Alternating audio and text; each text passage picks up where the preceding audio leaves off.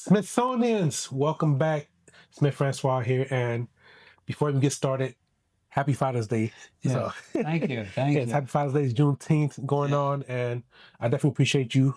People don't know who you are yet, or they know about you, but let's see who you know on the platform. Like, this is Mr. Brown.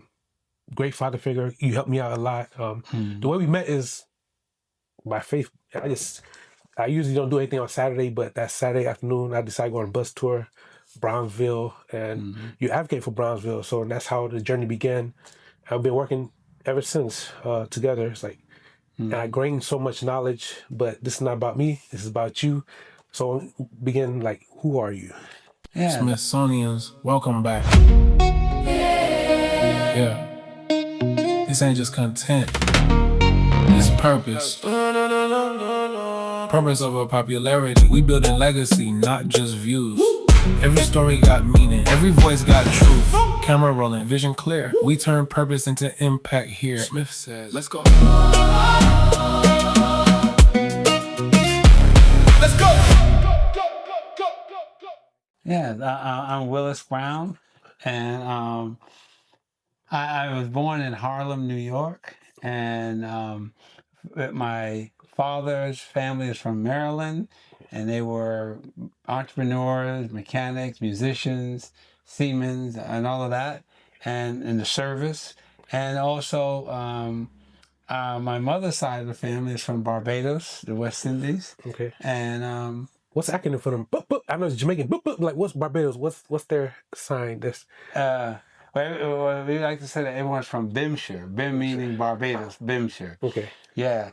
And so I was when I was around 10, 11, I was sent down to Barbados. What were you doing? What well, I wanted to go. My grandmother, we used to have all back then people coming up from the island, staying with my grandmother, and I used to be at my grandmother's, after school, and my grandfather, and all these West Indians would be there. Okay. So I got all the stories, and they said, one day you will go. And then when that day came, it was like, yeah, I'm ready. Sweet. Yeah, that's it. So, and then, I ended up being here, coming from school to Columbus. Let's talk about New York. Like, what was that like? Like, yeah, it's funny because I feel myself in a little bit of mixture of everything. Okay. Born in New York City, in Harlem. Okay. We had a whole set of rhythms and rules. Tell me, because people don't know. Like, people are anxious to know what happened back then. Like, well, in Harlem, this is like the 60s and the 70s. Harlem was a mecca. Everything was happening there. Okay. When King was doing all his stuff, the people in Harlem, they organized to send money. My family was very much involved in that kind of effort to support civil rights. They were always advocates. My grandfather, who was alive, my father's mother from Barbados, he was an old Garveyite. Okay. So they always had that spirit. My grandmother was very close with Garvey's wife. Okay. And so they're all from the West Indies together. And then so Harlem was like, you always felt safe in Harlem, even though Harlem had its bad parts, but we knew the rhythm. One block knew, it was a certain kind of code of existence. Exactly. I lived on 115th Street, so I know that the guys on 116 were very different than us. So you had to cross their path when you went to school, so you had to make sure they were nice. But it was a code. But in the city itself, there was this thing that the people in Harlem were crazy. Okay. So we had no fear of going anywhere in the city, because we always say, you're from Harlem, leave them alone. Okay. So we were free to do things, whereas other communities didn't, because we never went anywhere to start trouble. We had enough trouble in our own area. But if you mess with us, we will make sure that we will finish it. We'll go back home and come back. And it's over with then. But we had that. We loved where we were, and we had our own, guards at the Mr. Jones, my mother, Miss Sue, all these people were the watch keepers for all of us. We were out there in the park and playing. Okay. So it was a night. We had Morningside Park, Central Park. We had Columbia University right up the street from us. So we kind of spent time playing when we was out of school. You know, we didn't stay in the house playing video games. We didn't have them. Okay. So we kind of bonded. Even today, some of those elementary school friends that are alive, we're still very bonded. Okay. Yeah. So being in Harlem, he said there's some blocks that are rough. Like, who guarded you to navigate? Like, was it your peers? Like, who? Yeah. You knew, you know, because the reference came from people like that, and the older guys kind of looked out for the young ones. Okay. So, you know, if you wanted negative stuff, it was out there. But if you wasn't into that, it just that you walk down the street, someone just bothered you. You know, that wasn't like that. It wasn't like the OK Corral. You out there. You know, we had our ups and downs, but it was a very pleasant environment for us. Okay. You know, because we know we were safe there. You go to the South Bronx, you go to Orchard Beach, you go where other ethnic groups are, you don't know what can happen. But we knew that so you know, we would challenge the other blocks and this is how we challenged them, is in playing basketball, playing football, and people can talk about the Vatican, where is the holy ground now. But in us, the holy ground was a basketball court. Okay. When you went on the basketball court, you were proving yourself. Okay. So, you know, if you have a beef with someone, they'll tell you, take it off the court. Don't mess up this game. And then there was a hierarchy where you were a little guy in elementary school or middle school. You know, you came to play basketball. If the big guys are playing, you had to wait in line until they finish. Okay. Then you come on the court, and if you misbehave, they put you off. So there was a certain ethic. It was not only ethical to how we behave, but it was a hierarchy and a respect when you went to those courts. Okay. And we played rough, played long days. We'd be out there in the summertime. You got up. All of us, all my friends, whatnot. You get up, you have your breakfast, cereal, whatever you have, and you come downstairs. Everyone meet up. And you spend the whole day. Around lunchtime, you may go home, get something, or buy something at the local store, and then you stayed out right in the area of your neighborhood. You know, we had the whole park. Okay. Morningside Park. So it was nice. You gotta explain that then.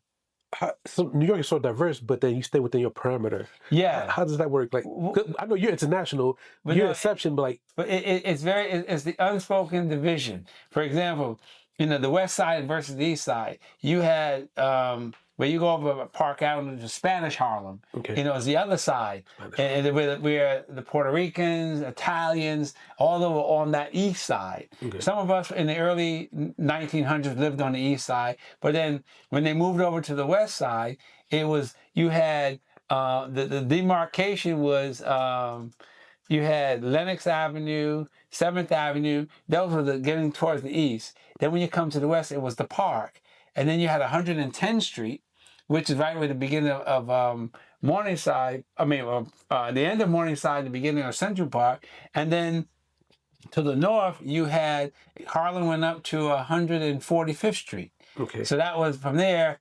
those are our area. That was our area. Now, within that area, each block was this. So when you were traveling, you just gave respect. You didn't go and start messing with other people. Okay.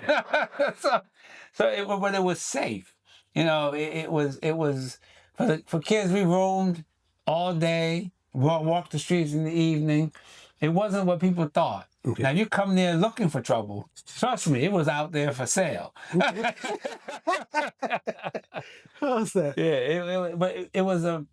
And when Harlem was built, it was built for the wealthy because you had 5 parks within walking distance. You had transportation on every corner. It was the valley in Manhattan, upper Manhattan. You had wide streets, wide sidewalks, very ornate buildings, and very upscale buildings. So it was designed not for the poor. It was because all the new buildings they had elevators, they had the marble and slate, work on them. They were very nicely done. Okay. But it was for the wealthy. But yeah, as things changed, they moved out and other people moved in. So that's my question. Like, what happened? Like, I'm pretty sure the black built the wealth the area, but like what happened? How did that change? Well, it was, during the early 1900s, you had in the 20s and 30s, you had a lot of the economics were changing. You had the numbers, you had the nightclubs, you had all the jazz in the 20s and 30s.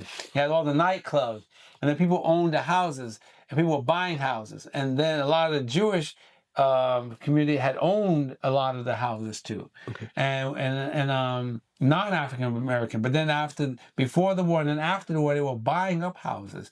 So we were owning houses, in Harlem. I know Sugar Ray Robinson. He owned several houses. Everyone had some house somewhere, but it changed when the economics changed. After World War I, people came back and was living and doing well. But then after World War II, there was a lot of money moving.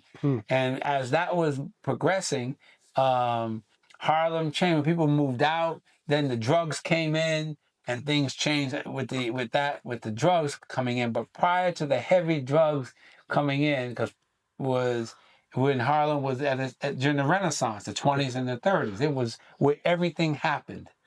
And people that would live there, they had a lot of business. What does that mean? Sorry. The Renaissance is when they had the revitalization of the jazz and the music and the culture. The black culture was, especially through the music and artwork, dance. All that was happening in the 20s and the 30s and started to move. And by the time we got into the 40s, when the war started, then when they had the Depression, then after that, when the war started, people left and came back with money. So the real modern day heyday was after the war, World War II. Then from the 40s up until the 60s, it was when it was really popping. And Harlem was, was something in the 50s, and then it changed. After that, then the 60s, then the drugs came in heavy, around the 70s. And that changed a lot. Then it just ran down from that point on. But now Harlem is another place today. Yeah. All right. So before I move to Columbus, the Brownsville, I want to talk about you growing up. I know you met some people during that time. You witnessed some things as a young child. Right. Yeah. Again, because my father was a seaman. He was one of the few blacks that became a pilot, and that's a pilot for steering the oil tankers.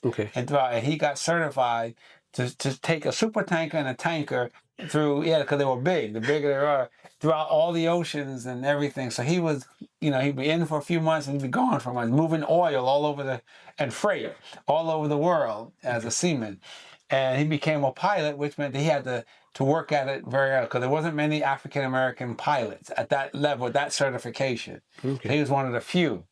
And then I like to tell the funny story where my father was moving up. He came in, he went to the Merchant Marine School, and then when he got out of service, he did that. And then when he became a seaman, he was just an able-bodied seaman. He liked being on the ship. And he made a mistake and told my mother that, the pilots get more money and all this. So my mother made it clear, you better become a pilot. So he took on the challenge, and he learned, he moved the stuff up. So he had the last certification at that time was taking the ship through the Suez Canal. Because it's an old canal and it's narrow. So you got to know how to do it. But most times you couldn't learn that because the Egyptian pilots will come on the boat. When the ship gets to the Suez Canal, the American pilots couldn't steer it because they wasn't certified. So the Egyptians, they were getting a couple $1,000s a ship that went through there back then, and they're talking the 60s, 70s. They got paid well. So I said, I'm being smart with my father. I said, well, then how did you do it then? How did you get certified? He said to me, Willis, never let anyone tell you what you can't do. You just got to think through the process. I said, well, what did you find out when you were thinking through the process? He said, I studied what the Egyptian pilots do after they get off the boat. I said, what did they do? He said, they will go to this particular bar and they will talk shop. He said, well, then that's where I went. He said, I would go there and buy them drinks and food and then talk shop. They didn't know that whatever they were telling me, I would go home and write it down. Okay. And then when it came for him to do his test, he passed it the first time. Okay. And then when he would go back to these same pilots, say, hey, we didn't know you were learning. He said, that wasn't your business. He said, now I get that money and not you. Yes, and he did. Talk shop. What does it? I mean, they talk about, oh, well, you got a tanker coming in. Well, do you put the engines at what thing? What kind of tie? You know, how to keep that, because it's narrow. You don't want to hit the edges. Okay. So you got to learn how to manage the ship, the controls. Okay. When you get on as a pilot, you are not it's not the captain that's controlling the ship. It's you. You're the one that's just steering that ship through that canal. Okay. And he says, so when they came in there, you got to know how to put the engines. You got to know how to steer the ship. You're actually steering that ship through that small space. And you have to know the tides, the currents, all that kind of stuff when you're going through it. So only those who are accustomed to it will know that, because so you don't bump the ship. Okay. So he said, I'll fix them. I'll feed them and give them drinks. And then I'll talk. So they start talking about, oh, when you got a ship like this coming through, this is what you do. He would ask questions. Well, what about, because they didn't expect this African-American will be going to be a pilot. Okay. You know, they come on, that's not what you do. You fix it, you know, you work on the boat, but you don't do this. You don't get to that bridge and control the ship. That's not what we did. And he said, okay, he would ask him, well, what happens when you got a ship like this? He would read up on what he needed to know. He had no problem with the theory, but when you had the practical, you have to know. Okay. So that's where he had to get information from them. So he would start the conversations and just feed them information. And then they would just go, and that was for him. So he was that kind of, he retired from that job. But then my mother, on the other hand, was the activist, the woman who got involved in the neighborhood stuff. Okay. And she had several different programs, that a daycare that the city built, and she managed it. And for the year, she had 200 kids a day coming into her daycare from from 3 years old up to first, second, and third grade, that will come to the Garvey Daycare Center in the South Bronx. Okay. And she had teachers. She made the kids learn other languages. She would educate the teachers because you just wasn't coming here to be a daycare. Hers was a learning center. Okay. People like she would have for the teachers. She would have them every month. They have a workshop where she would bring in people like Dr. Benjo Cannon, Dr. Henry Clark, Queen Mother Moore, all of these stellar people with history of African American struggle. She'll bring them in to educate the teachers of what is expected of them. Okay. When you have these, because we had in the daycare, it was African American, Puerto Rican, and Italian, because it was in the middle of that neighborhood. So she had all these different groups, people from the Philippines, all coming there, dropping their kids off, and then going to work. So it served her for many years till she retired from that. But it was the Marcus Garvey Daycare up in the South Bronx. And it was a point where you had all these people that you're dealing with. And so she was one that did all those kind of things. And she had a drug rehab program that the federal government funded to get people off. At that time, heroin was the big drug thing. She had her own doctors, nurse, everything. She had a program. She's always doing something to help the community and the people. Okay. And I tell the funny story that I was the last of 4 children. I had 3 older sisters, and I was the last. So I always had to go with my mother everywhere. I used to hate that. I have school, and then after school, she'll pick me up, and she'll go into a neighborhood meeting. Okay. I don't get home till 10, 11 o'clock, and never miss a day of school. You know, you going to school, I don't care what you do. And my father said, when he was in town, he said, hey, that's your mother. You gotta, do what she say. So I enjoyed that to a point, but then it got to be kind of rough for me. You get there. So here's one of the things that she was very much engaged in was Malcolm. When Malcolm was sent to the number 7 mosque in Harlem on 116th Street on Lenox Avenue, my sister and her husband was brought into the mosque by Malcolm and his wife. Okay. and they had a school. My nephews and nieces went there for early education. Was at the number 7 mosque under Malcolm and his wife Betty. She taught hygiene and science, to my nieces and nephews. Okay. And so my mother and Malcolm were good because her philosophy and whatnot. So, the people were kind of upset with him. And then when the issue came with him and Elijah, she was still a Malcolm supporter. Okay. So when he went to Mecca, and this is really funny because, not funny in a fun, jovial way, but it was like how things change. When he went to Mecca, you know how he was before, the white man is the bad guy. But Malcolm was intelligent in the fact that he understood what he had to do, and he just expounded on it. So when he went to Mecca and saw that Mecca meaning in Saudi Arabia, okay, is like in for the Christians, holy place is Jerusalem. Okay. But for the Muslims, people of the Islamic faith, it's Mecca, which is in the heart of Saudi Arabia. Okay. So when he was invited there, went on his own there, he changed because he saw that it wasn't a color thing that was oppressing us. It's the ideas. He said he saw white Muslims, brown Muslims, all kind of Muslims. He said, wow, because he was taught in the Nation of Islam that wasn't the case.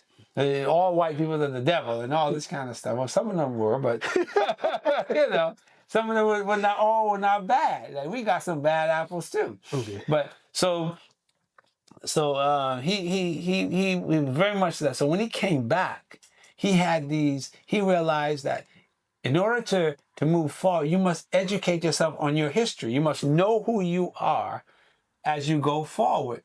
So he had these sessions, I think it was on Wednesday or Thursday. I think it was Wednesday because it was like in the middle of the week. And you would go to his function. It was in Harlem.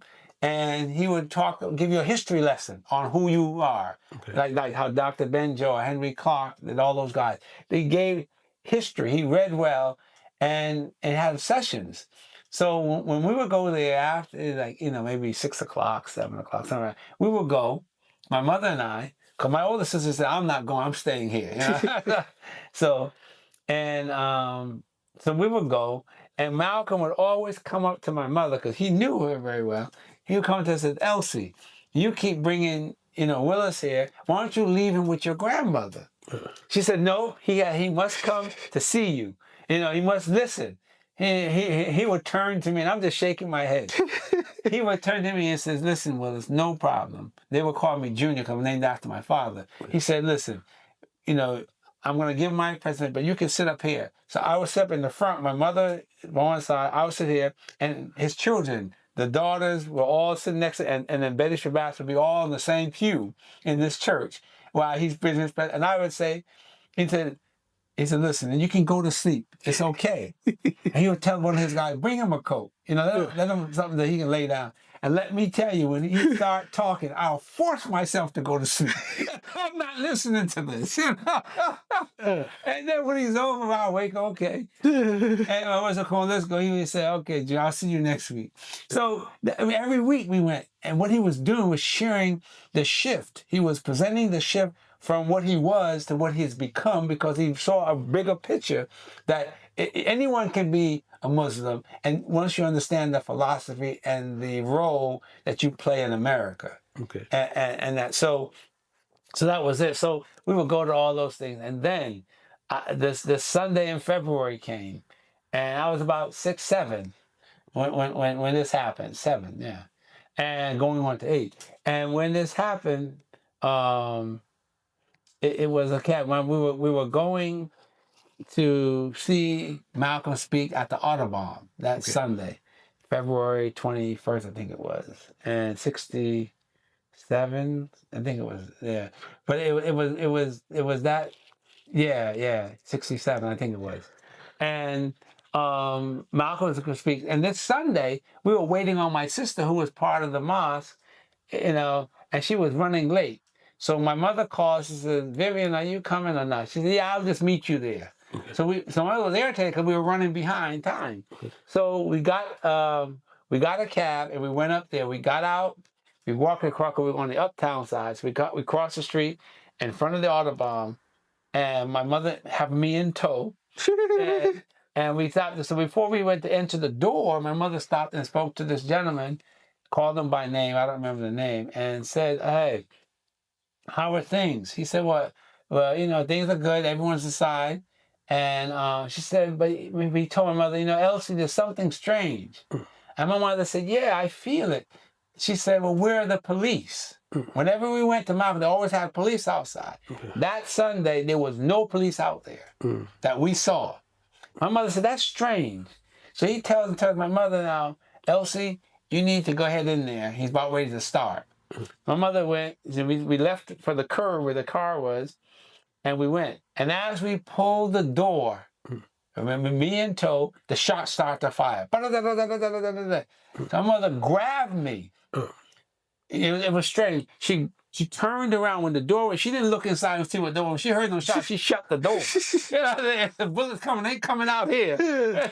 And she turned around and she grabbed me and lifted, adrenaline for her, lifted me up, took me by the car that we just left and threw me down on the ground and then laid on top of me. Now, it felt like an eternity. And I'm trying to get it. She just laid, she said, "Keep quiet," and all that stuff. So then about 5 minutes or so passed, 10 people coming out running, and the guy came and said, "Elsie, are you okay?" He said, he helped my mother up and grabbed me. And, I'm there. She said, "What? How is he?" She said, "Elsie, you got to go down there." But we heard that there were shots in there and so forth. And she said, "Go down to the corner and brother so-and-so will tell you what happened," because he was inside with Malcolm. So we went down there, and she went up to the brother and said, "Hey," because he just ran out the back door. And we were at the corner, and she said, called him by name. And she said, "Well, how is he?" He turns to my mother and says, "Elsie, he's gone." And my mother, that first time, she stood right there and cried. She said, "Why did they have to do that? He was just coming into his self with the knowledge, with the change, and he was moving in another energy level, with another energy level. He was just coming into the real Malcolm. And all this other time was just the transitioning to this point." He said, "Why did they have to kill him at this point?" And we left and went home. And then, we know the history of what happened after that. But let me fast forward, because this is the climax of the story. Years ago, I never had any discussion with that. All my life here and then in Barbados and coming back, I had a conversation with her when I was in college. So, cause we said, well, I came down to see her and spent the weekend with the family, my grandmother, and went over to see her. I said, "Well, so Ma, you remember Malcolm?" He said, "Yeah, I remember Malcolm. What do you mean?" And I said, "Yeah, but let me ask you a question. Why did you throw me in between the cars and lay on top of me?" With no hesitation, she said, "It was instinctive that if bullets were to come out of there, that I would take the bullet so that you will live and do the things that you were sent here to do." I said, well, from that point on, there was no more, that she instantly covered me, that if bullets came out, that she would die so that I will live to do what I was sent here to do. Now, whatever that was, I see what I'm doing now, because I ran from this kind of neighborhood stuff. But yeah, that was her instinct, and so said, so done. And had that one conversation about that and not another. Okay. So that was being at the place at the time, but it was very important for me. And that Malcolm relation, I'll go home sometimes, Malcolm's at the house, talking to my mother, that kind of thing, But so the thing that was in my head, like we talked about earlier on blocks. So how far was it where you were, the mosque, from your house? Like, how did you travel? That was train with thought. Okay, yeah. With the mosque, Harlem was walkable. Okay. You walked a lot of places, and at the time, the bus fare was like 15 cents, something like that, 20 cents, so you can get on the bus. But you walked. You walked a lot of it. The mosque, number 7 mosque, is still on 16 between 7th and Lenox. And I lived on 115 between Manhattan and Morningside, so it's about 4 or 5 blocks to the mosque, where the Autobahn is uptown, Okay. You know, so it's a little bit further to walk, but you can catch a bus. Because we had transportation in Harlem on every corner. So if you wasn't walking, you can hop on a bus anytime, or the train was running to the ground. Okay. So that's what made Harlem so desirable, because you can get a bus or a train or taxi anywhere, because it was laid out that way for ease of transportation. But we did a lot of walking. Okay. You know, we would walk from home to 125th Street to Lenox Avenue to catch the train and do all that stuff. Okay. So you ain't faced no obstacle. You had no stories of walking. No, because let me tell you what we were trained for. When you saw a crowd, you ran the other way. And he said, why is that? Because you could be looking in the crowd, what's happening there? And you get the unlucky knife, the unlucky bullet, or you get something. So we were trained from, there's a crowd, I'm going back this way. No, very rare, as far as we were concerned, that you go in that crowd, unless you were engaged in that, or you knew who was in there. But other than that, you didn't, because that's where things happen to you that wasn't expected to be. But because your curiosity, that got you in a mess. So it was always that kind of practical stuff that in Harlem it was our safe zone. We walked any and everywhere. Okay. And travel, went to the park, and people knew you, and then back then, if you went to school with someone, sometimes you're at their house around dinner time, they would invite you over to dinner, to stay for dinner. Or on the weekend, you'll go spend the night with Derek and his family, because that's how we lived.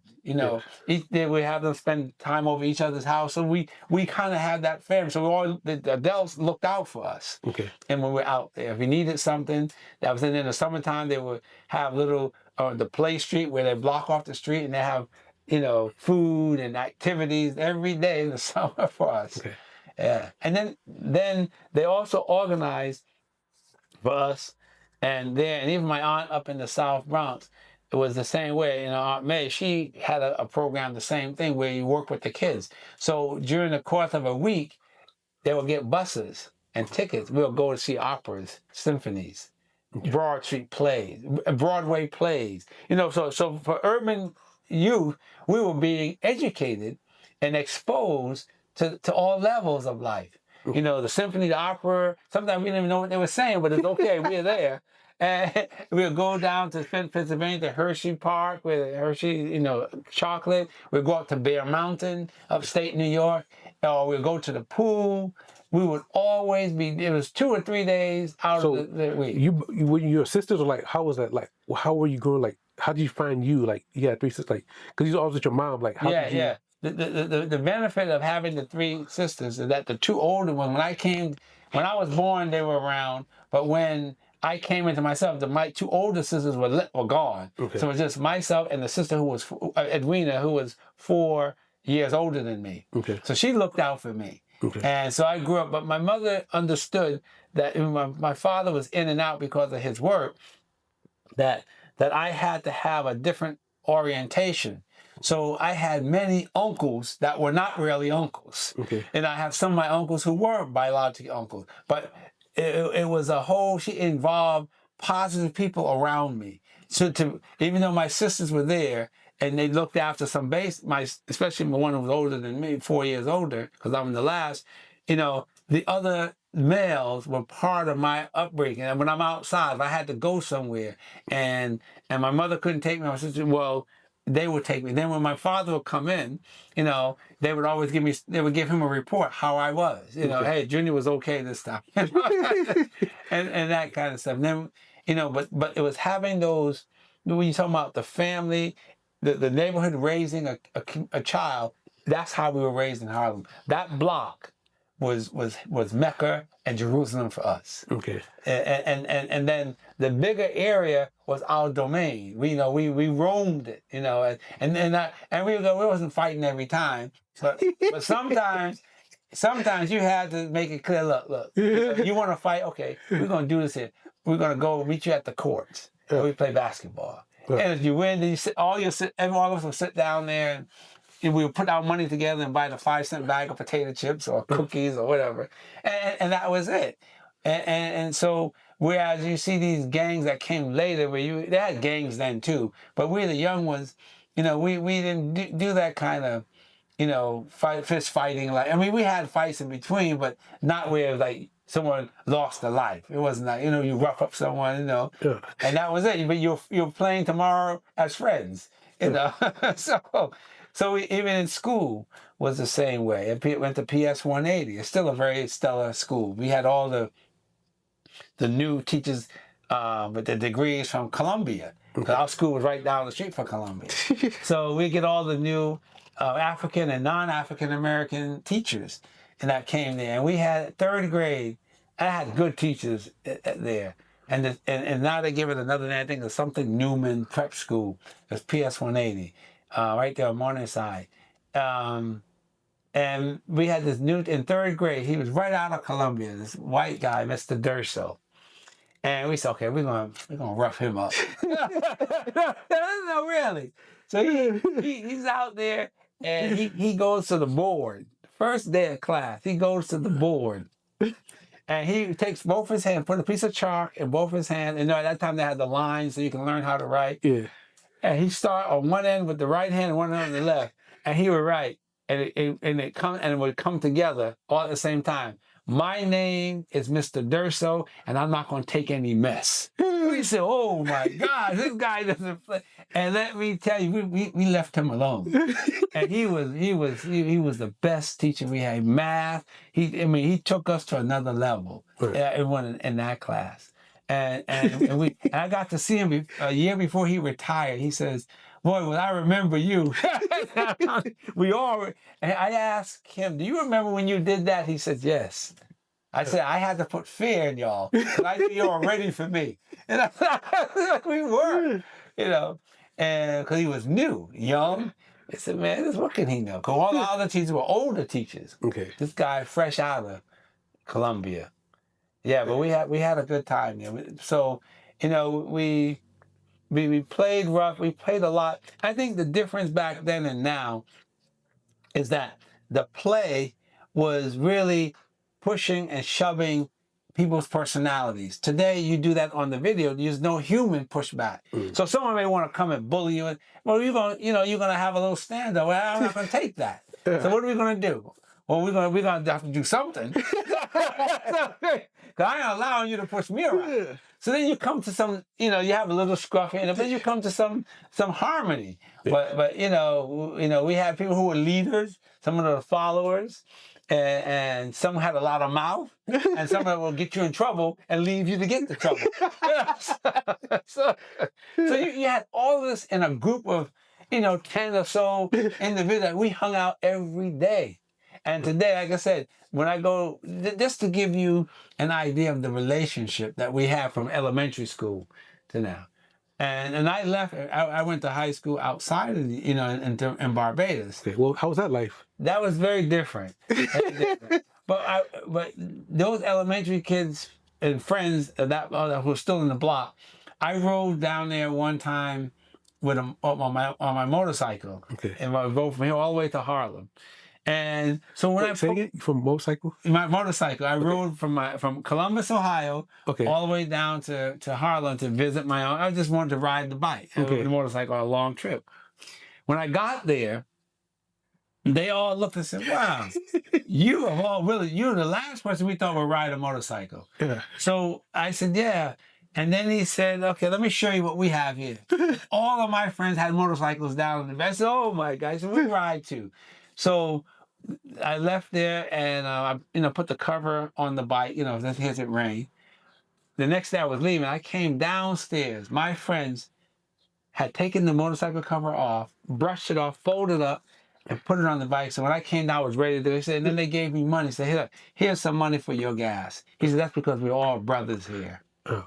And these are the same people that when I was at Elmira College going to school, that when I would come visit on the weekend, they would make sure that I had gas money, if I need money for books. And these are guys who may be dealing drugs out in the street or whatever they're doing. But they told me, they said, Willis, let me tell you something. We are never going to go to college, but you are one of us. You must succeed because you represent all of us. So when I went back to school, it was no doubt what I'm going to do. I had to. because I had them riding on my shoulders. Every time when I graduated, they were so proud. 'Cause it was as if they graduated. Yeah. And I think that was not all of us went. Some of the other members went to college, but I was the one that went up there, to Elmira College. Most of them went to like City College and whatnot. Okay. So they said, don't let those people, distract you. You have a mission. You represent all of us that sometimes when you come back next year or whatever you come back, some of us may be locked up or dead, but you must understand you must succeed. And I went up there, and I never really had a sense of failing. I had rough classes because I was a science major, but never to say that I couldn't do this. Okay. And because I knew I couldn't let them down. Yeah. Yeah, and when I would come down in my little purple car, they would say, okay, Willis is in. What's going on? You got gas? Well, when I left them, I had gas. My tank was full.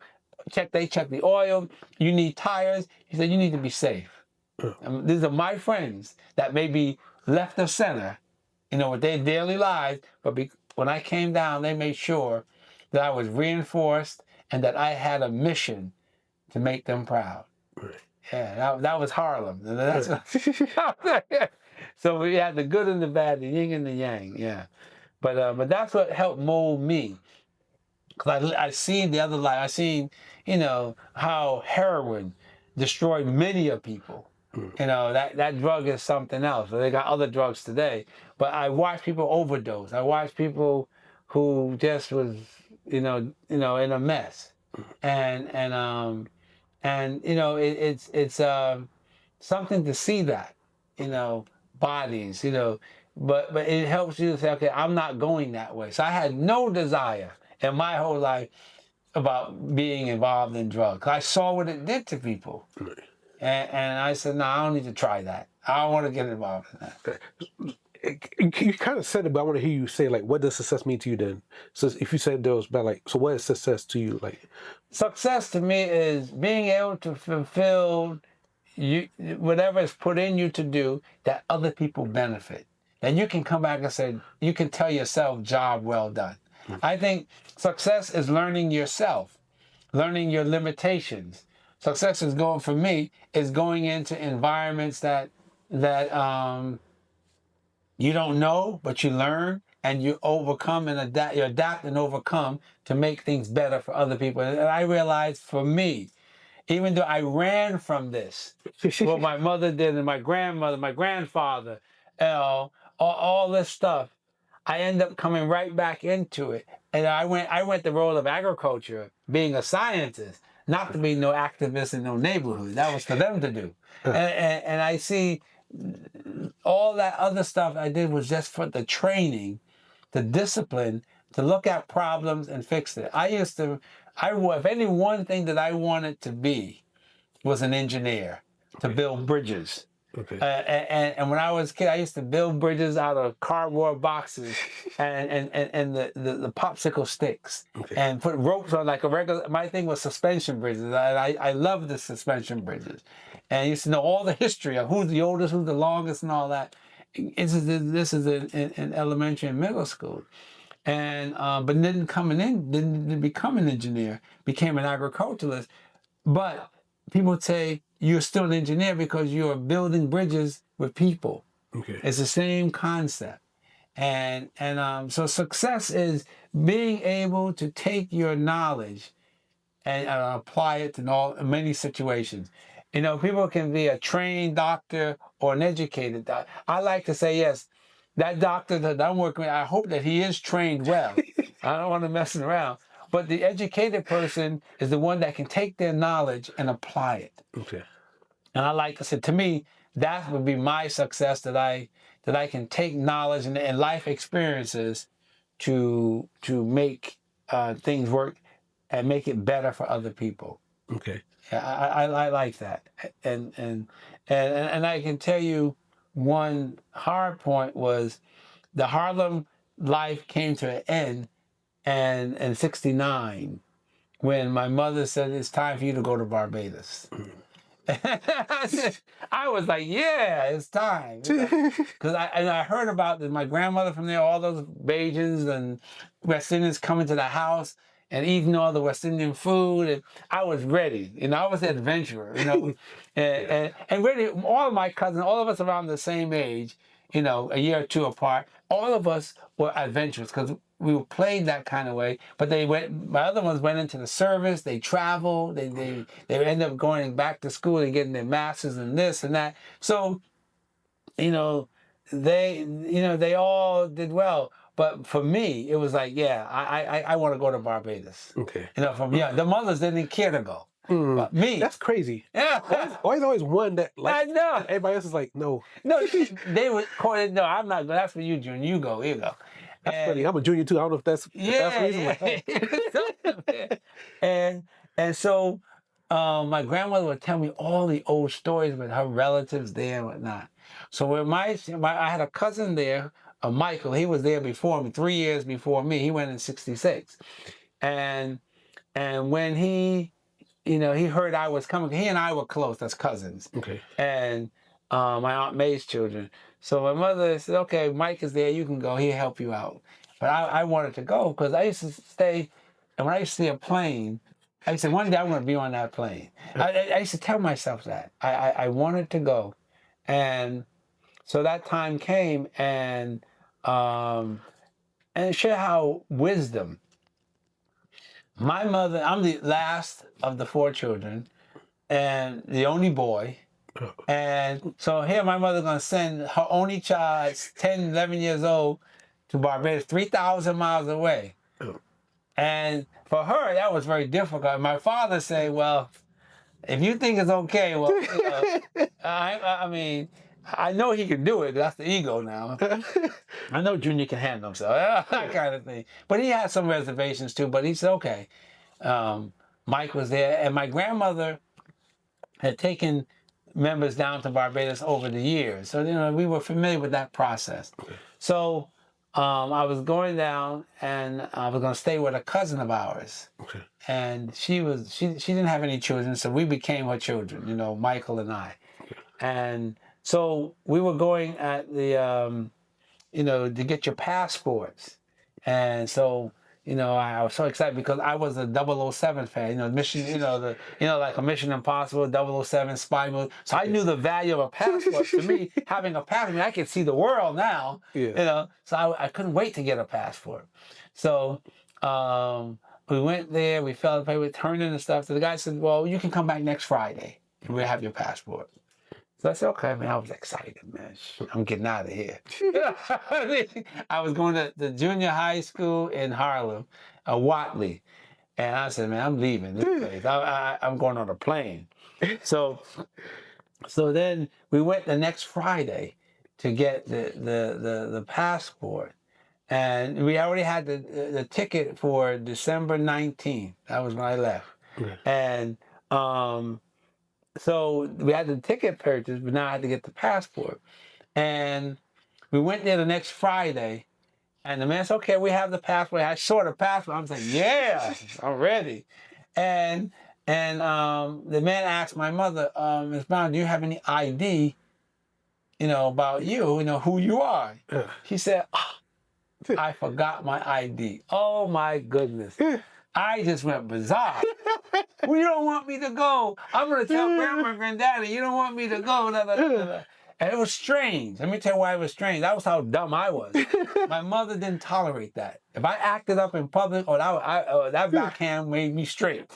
You ain't, but she didn't do anything. I was so dumb in my rage that I didn't see what was coming. Uh-oh. So I said, okay, she let me do it. And we went, so I'm going to tell Grandma Granddaddy. So we said, we're going to go there now. So we went up, left downtown, went up to my grandmother, and I busted in the door. Grandma did that. My mother, she didn't want me to go. And I noticed that, wait a minute. She told me, you go up in another room. Yeah. I want to talk to the grandparents. So she was talking to them. Then I came back down when they called me down because he wasn't going to break that rule. And they called me back down from the front of the room, and they were in the dining room, so the living room was up front, and they said they were just like smiling. And I'm saying, I'm telling them, they're not listening to me. I just said, this is infuriating. She said, okay, it's time for me to go home. So I went home, and I said, Grandma said, well, my mother told me, your mother told you that you're going to get your passport next week. Yeah, Grandma, she don't want me to go. She said, okay, it'll be all right. So we went the next Friday, got the passport, and I was getting on the plane the following week. And my grandfather was there and all this stuff. And I remember when it was during the hijacking era, the plane was being hijacked to Cuba and all that. So I was getting there, they had the stewardess to take me in the plane. And so my mother said, Willis, aren't you afraid of being hijacked? I turned around and said, Ma, if they hijack me, I get to see another country. My mother put her hands on her head. My son is crazy. That's like that. And I turned around and I walked right in there with not a smile. I don't care. Hijack me. I want to see another country. Forget this. So then let me show you. So we fast forward. I grew up as an adult, you know. So Tissue, sorry. yeah. And what happened was I grew up as an adult now, and I said, Mom, let me ask you something. You know, I knew you always had your ID. When I went to get my passport, how come you said you didn't have your ID? She said, Junior, I had my ID in my pocketbook. And then why did you tell the man that you didn't have it? Because I had to see if you were ready to go. The fact that you acted up told me you were ready. I mean, talking about a mother trick to see it. She said, if you had not acted up, you would not have gone. What? Because I know you wasn't ready. So I had to see if you, the fact that you performed, as she was saying, told me that you were ready to leave the nest. Oh boy. At 10 years, 11 years old, I was ready to go 3,000 miles with no parent, no, just me. Hey, you leave your cousin behind? Yeah, leaving it. Listen, I'm gone. And that was such a change. And that was the wisdom and spiritual guidance from my mother that said, I have to see. You know, it's like when you read these stories in the Bible, how they test and do different things. Yeah. She said, I couldn't send you. He said, you acted up, let me know. That's why Grandma and Granddaddy knew that it was a test. That's why when you came down from we told them they were all smiling because I told them what I did. Yeah. And they agreed that I was ready. So the three of us agreed when I told them what happened, how you behaved downtown. They said, send that boy. He's going to be a problem if you don't. So they agreed. And that's how I ended up, going there to Barbados. That was a whole different ball game, Right. being in Barbados. Because at that point, you're still molding. So when I got there, it was at 11 years old. That first year was just like, you're in a disciplined environment. When you go to school, they mean you're gonna learn. You ain't playing around out here. They used to whip you there. Yeah, I was trying to tell you, they didn't play around. So you learned, and I was a halfway decent student. I mean, that first year was rough. I mean, they doing 11 years. They dealing with algebra and geometry. And 11 years old, 6th grade, 7th grade. So the education was advanced. Okay. So that first year I was there, I had to do extra work just to keep on par. With everyone else. I wasn't gonna let them call me no dummy. I'll tell you that right now. So I had to do extra work, and I did okay with that. And the life there was very different. Because of my grandmother telling me all the stories, I was familiar. Even though I didn't see the place, I felt connected. Okay. I knew all the history. I knew all of that stuff and saw some of the people that helped make that history. That I got the stories from my grandmother. Okay. I should. Oh, this is Uncle Gerald. This is the guy. Oh, he's the one that did that. Oh, okay. I know what you did. I never thought I'll get to see him, but I knew. My grandmother gave me. I knew all the stories of all the family members and what they did and who they married and whatever. I mean, it was something, because it was nice to make that connection. And so Barbados was where you went from the boy to the young man. Okay. Because there was an expectation. There you wore short pants and a khaki uniform for the lower school. Okay. Yeah. But once you get into high school, you wore long pants, a white shirt, a tie, or epaulets. So you see like the officers wear on their shoulders. Okay. To identify your school. And that behavior, when you were wearing short pants, you were just a young knucklehead. The minute that you got into the upper school, which is the high school now, you didn't ride your bike. You caught the bus. You didn't carry your books outside. You put them in a briefcase. You wore a white shirt, which means you were expected to behave. Okay. And then you would, we wore, then you would catch the bus or you wouldn't ride the bike as much because that was for the little guys. Okay. So you and then when you walked in the neighborhood, there was an expectation of your behavior. Okay. Especially when you're going. So the neighborhood reinforced the maturity as you were going through those phases, and with the guys in the neighborhood. Okay. And that was very. You had a place. Okay. In the hierarchy to what they did. So my question is, like, when you got there, were you wearing the shorts or were you in junior? Were you wearing long pants? Like, how did the cycling journey come about? Yeah, I started. I like riding a bike. Okay. And even when I was wearing the shorts in the junior high school or secondary school, I loved riding. But then when I got 15, when I turned 15, I started riding as a cyclist. Okay. And that was the beginning, because you had to work hard. We rode in the morning before school. When I turned 15, 16, we had to train. And as a junior cyclist, you got up in the morning at 5 o'clock, you rode for 2 hours, and then came back home, took a shower, and went to school. Okay. Did all your work, you came back home, and did some homework, and at 5 o'clock in the afternoon, you had to do another 15 miles. So it was like, 30 miles a day. Okay. And then on a Sunday, you had to ride 100 miles. So for a course of 10 months of training, we had to do at least 20,000 miles a year just to stay. And I was riding, when I became a junior champion, we were riding with people who won the gold medals at the Olympics, the sprint champions of the world. They came to Barbados to ride on the velodrome. Okay. And that was, it was the ultimate. The road was getting you ready for the creme, which is riding on the velodrome, because it's faster. You have a different kind of bike and a different kind of style of riding. Okay. When we trained on the road, we were trained at 25, 30 miles an hour on the road, doing 15 miles, and then you were finishing a sprint about 40 miles an hour or more. Okay. Depending on who was in the group. If you have sprinters in there, they're much faster. And you climb up hills, and my because of my build, my race weight, I'm right now about 165.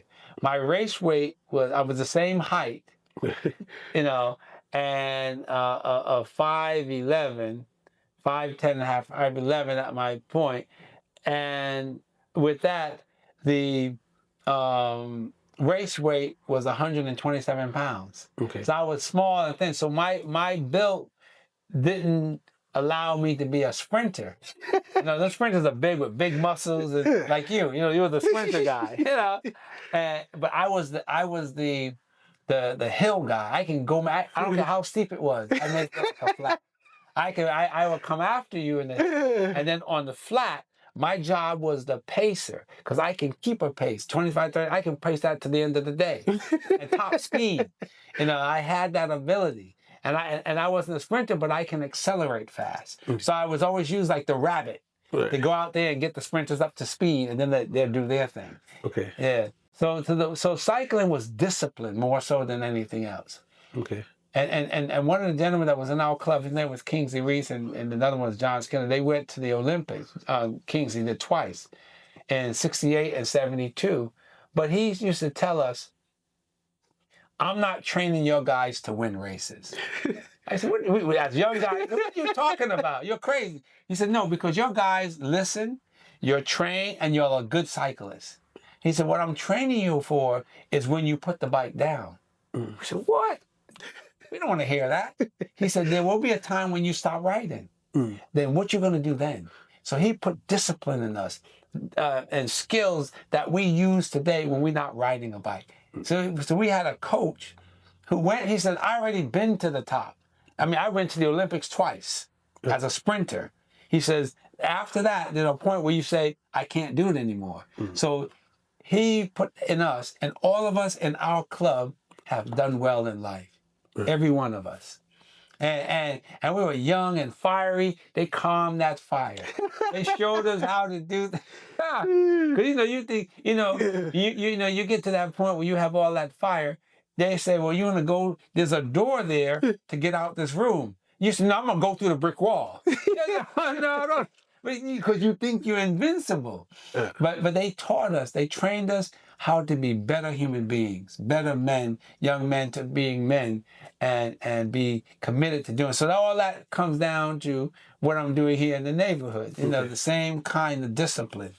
And being able to see, being with the big guys. My job was to monitor the tempo of the race. And if I'm in the race, I have to know where my team is. Because my job, because I was the endurance guy. So if the race is going really full gas, my job is to say, hey, where my sprinters are. I know they're in trouble. Because I know what the pace is. My job is to, if I'm in the middle of the group, my job is to get out of that group, come down, find my sprinters, get them, and bring them, put them in the group. So in the center, so they can calm down. Then I'll leave them, and I'll go up to the front and slow it down so they catch their breath. If it's under 50 miles, my job is to ride for them. But if it's beyond that, they got to work for me because I'm the endurance guy. And that's how. But I had to know where everyone and find them. And bring them up to speed. So you do, and not just me. There was a team of us who worked, and now the other team is doing the same thing. So you battling them too. So it's a cat and mouse game. But that same cat and mouse game and being able to read what people are doing has helped me to do things today. Because you got to look at someone or something and make an assessment, and then you always have plan A, B, C, D, all the way down to Z sometimes. Because plan A may not work because John is doing something different than what he used to do. So you go to B, and you're constantly adjusting because we're all trying to win.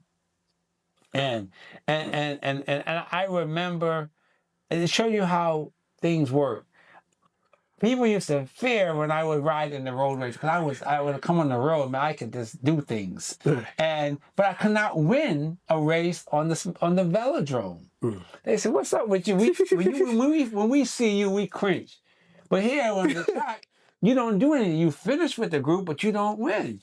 So a friend of mine, now he was in the same group with us, and he wasn't even in my club, and he said, you know what, Willis, I know the problem is, and listen to this life lesson. He said, now imagine, this guy's a regular cyclist, he's a couple years older than me, but he's a cyclist, and he said, I know what your problem, he's like a psychologist, he said, your problem is, you don't believe that you can beat 75 people in a race. Not that you're not capable, you don't believe it. I said, well, what are you, a doctor or something? He said, Willis, here it is. Next race, I want you to follow me. I'm going to help you because he was the star rider. He was the top dog. He said, I'm going to help you get past that. I said, how are you going to do this? Just follow me. So it was a 6-lap race on this 5,000-meter track, and we're going. When the bell rings, you start positioning yourself. He said, Willis, are you there? I said, I'm here. He said, okay, let's go. And that guy started to put down some speed. I mean, and he was a big guy. I mean, he was like powerful. And I'm there. I'm saying, I'm here with you. And we start to we got a top speed. He started zooming. And right on the back straight, he went through this space between two guys. I had a choice. I could go through there or not. And I closed my eyes and went, I said, wait, I made it. Okay, let's go. The guys will come down and you get jammed up. So I got through the space and we're going. And when we got to around the bend towards the finish, I looked back and said, wow, I'm in front. That split second I looked back, another guy came and got second. Dang. I got third. He said, now, from this point on, when you're coming home to finish, whatever's behind you doesn't matter. It's what gets to that line first. From that point on, I was a firecracker in there. I couldn't stop winning. I didn't even, sometimes I would give up races to win because I already had the ability. When I got the confidence I can beat them 75 guys, I was ready. And they always say you were the quiet guy. You know, I didn't brag, you know, when we got on that machine. But how someone, a friend, did an assessment So I told him, I said, well, Sarge, you know, what do I owe you? He says, when you find someone lacking confidence in their ability, you help them. Oh. And that's like today. Oh. And that was when I was 16 or 17 years old, riding with the top-notch people. But again, everything that you do in life kind of prepares you for what you're to do. Right. And people will come in and we joke about that today. He's in New York now, and we talk about that. He said, "See, Willis, I did you a favor." I said, "You sure did." And he got promoted that year, and I was there for a whole year, man. It was fun. But how people help you to bring out the best in you. Yeah. So question: How did you? All right, New York, Barbados. How did Columbus come and play? Did you go back to New York, or did you? Yeah, when I finished college when I came back from Barbados, they said, okay, now you got to finish high school there.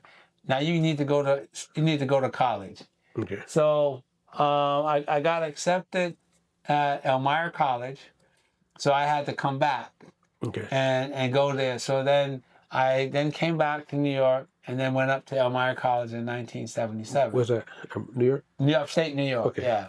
And then I was there, when I finished there in biology and environmental science, then I got accepted to go to Cornell for graduate school. And I was in the horticulture department, specializing in soil science and crop protection, horticulture, and that. And then, so when I finished there, then I got the job with DuPont, which brought me to Columbus. DuPont. The DuPont is the horticultural company. They do agrochemicals. They make medicines. It's a company that produces herbicides, fungicides, things that protect chemicals that protect the crop. DuPont is a big company that deals with agricultural development. Okay. And crop protection. So I was their salesperson for the whole state of Ohio in the fruit and vegetable markets. Okay. And I was right out of went out of Cornell. That's what I did. And that's what brought me to Columbus. Okay. And then when I got here, You. that's what brought me to Columbus. Okay. Was the DuPont company. Okay. Yeah. And I had a mentor even when the company when I was interviewing, and this African American guy, and how they interview with DuPont at the time, every hour they had you interview with someone. So that 8 people interview you. And you go there in the morning, they fly you in that Monday morning, they fly you in on a Sunday, Monday morning, they put you up in Hotel DuPont in Delaware, the state of Delaware, and they put you in there. And then the Monday morning, they bring someone, they come get you. Okay. And every hour, you get a new person. You got to spend an hour talking to these people. About what? About agriculture, if you know what you know. I mean, it's intense.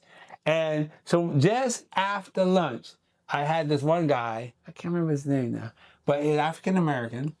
And he says, okay, the host delivered me to him. Okay. And he said to me, he closed the door. He said, I'm going to tell you this right now. For you to get here, you have to be good at what you do, because you wouldn't be here. He said, now, second, I'm not going to give you this whole rundown of interview. You have to be good. He said, I'm going to tell you about me. he said, look, just relax yourself. And he said, look, I've been with DuPont for 10 years, and it's a good company. They have a lot of things that you can learn about marketing. You can learn about business. He said, you're in the marketing division. That's where everything happens. He said, but let me tell you why I'm leaving next year. I said, why are you leaving? He said, they're paying me well. He's getting 6 figures back then, you know. And I said, why? He said, because I started, with the knowledge I gained from DuPont, I started a business in Philly of heavy equipment.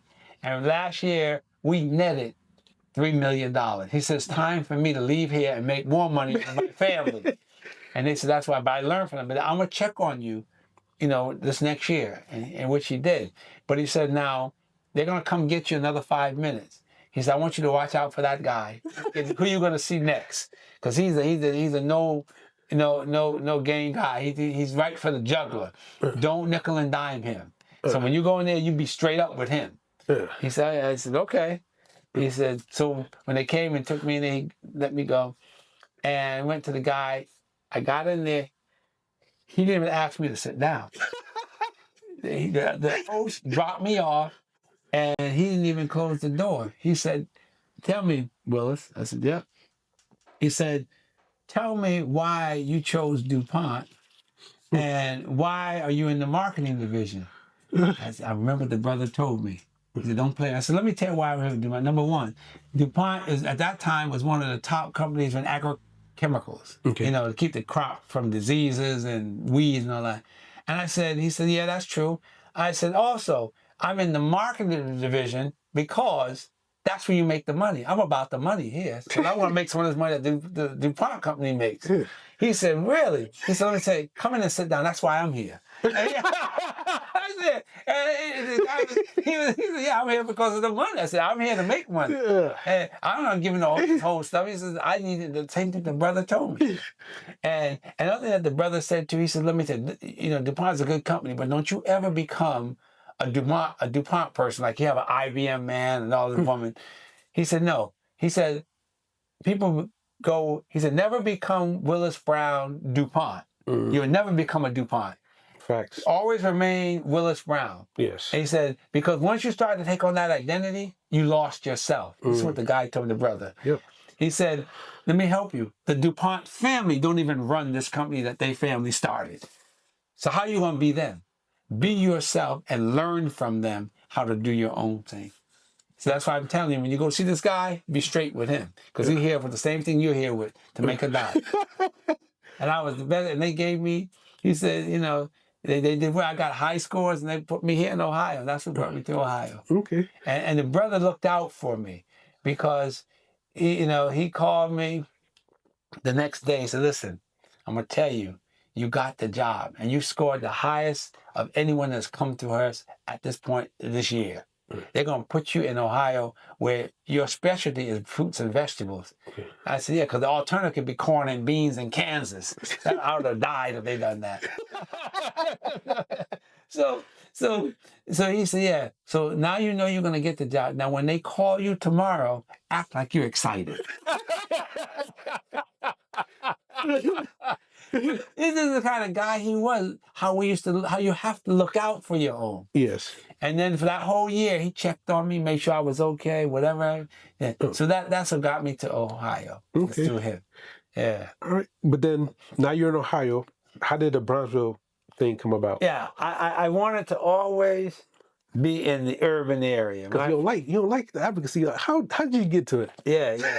It was something. Because what happened when I moved down to the Bronzeville neighborhood, and at that time it was the Near East Side. Okay. And I was there, and things they were just loaded with the kind of behavior that was in Harlem back in the day.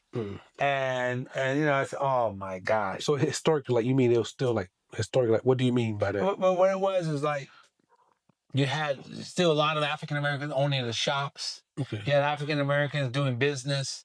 You had a lot of African Americans living in the neighborhood. Okay. And also you had the drugs and the negative stuff too.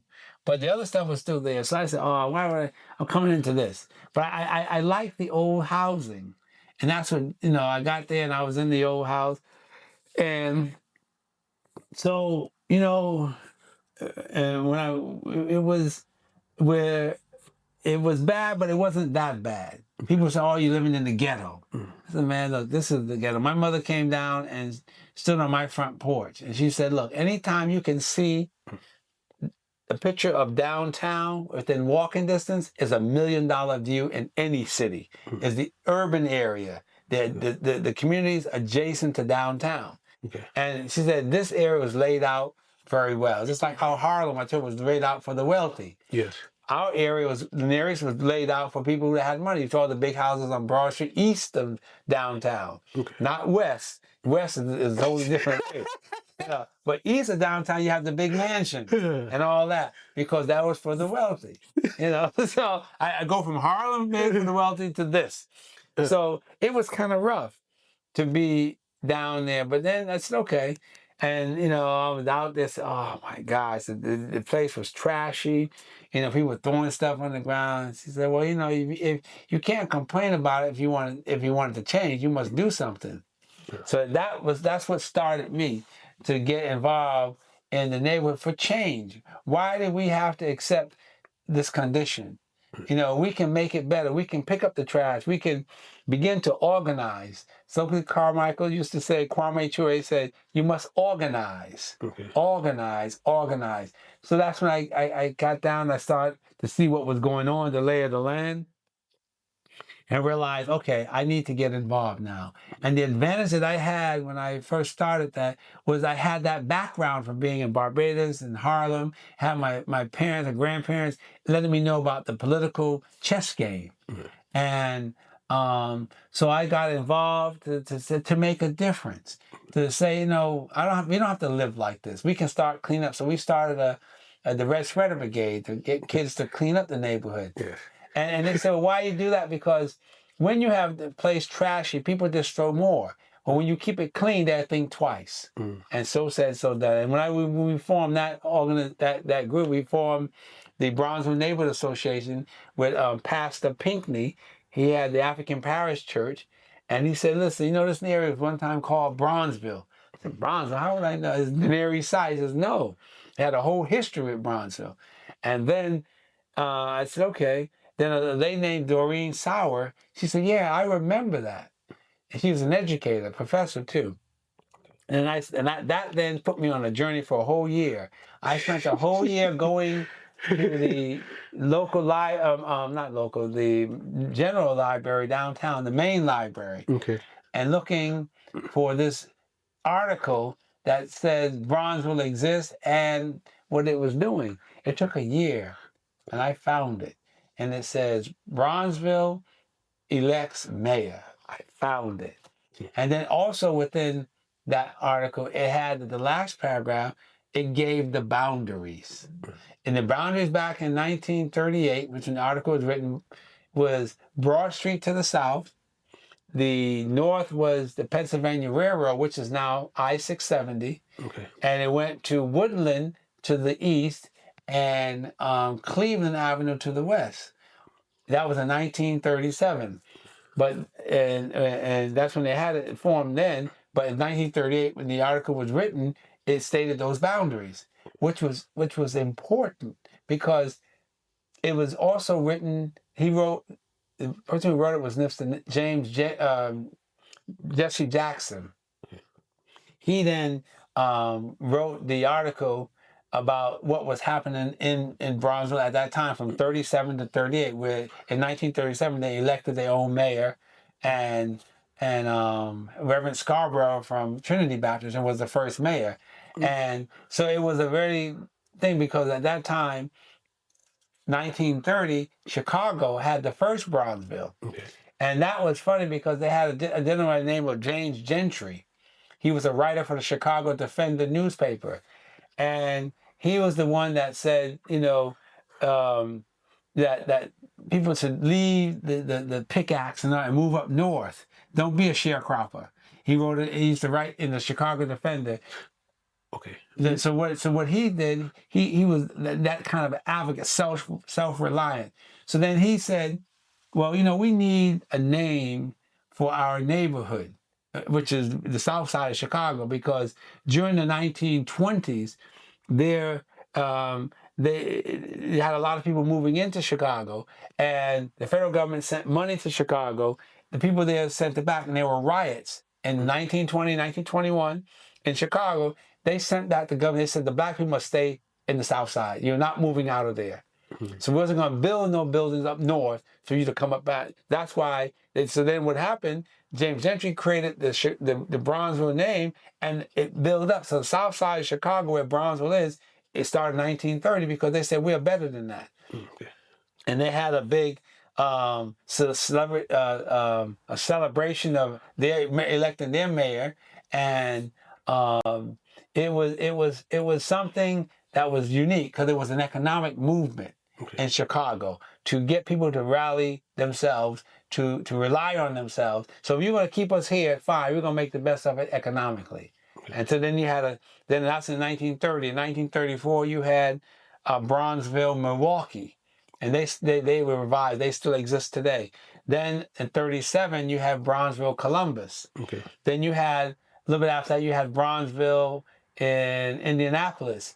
And the last one was documented was Bronzeville, LA, where that's the most significant one in the sense that it was where Little Tokyo was, where the Japanese were there. Okay. But then when they interred the Japanese during the war, a lot of people from the South came up into that neighborhood in LA, and they then took on the name Bronzeville. Okay. And so there was the Bronzeville, LA. And I spoke with the people who used to run the organization there, and they did a play about the African Americans working with the Japanese when they came out of the internment camps after the war. Okay. And they lived together and built up the areas. Little Tokyo / Bronzeville.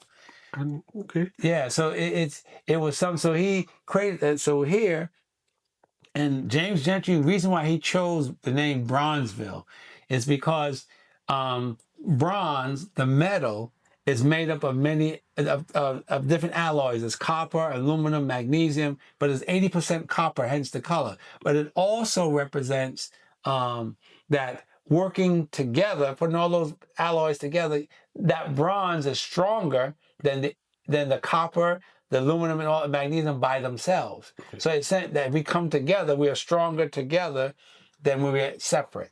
Right. And then it also, his philosophy also was that back then you had light-skinned blacks not trusting dark-skinned blacks. Mm. So this blends everyone together, that we're all one. No matter how light you are, we must work together. And so here in Bronzeville, Columbus, we took on that. And that's when I found that. I got the city to acknowledge that it exists, and we got a proclamation to say, Bronzeville exists here. Here's the documents from the Columbus Dispatch, and it identifies the boundaries. And if you ever read the article, it talks about, Jesse Jackson wrote it, talking about how Bronzeville is improving over the years. Now they organize and have a mayor, and the mayor of Columbus acknowledged that. But here's the funny thing: the last paragraph that had the boundaries was separated from the major article when I was looking. So it took me extra months to find that. But in it, it states that Bronzeville is sandwiched between Broad Street to the south, I-67, the Pennsylvania Railroad to the north, and Woodland to the east, and Cleveland to the west. But today we only have half that. That was 2 square miles. And today we have we have two, the original Broad Street to the south, I-670 to the north, and then we have Taylor Avenue to the east and Jefferson Avenue to the west. So, which is 1 square mile. But the real essence of having those boundaries is that it gave credit to it existed. Because when I told people about this happening, they said, "Oh well, maybe it did, maybe it didn't." Then because you don't know about it, it doesn't mean that it didn't exist. So by saying that, they had to look at the saving grace was one thing, was that it was printed in the Columbus Dispatch, which was the white paper.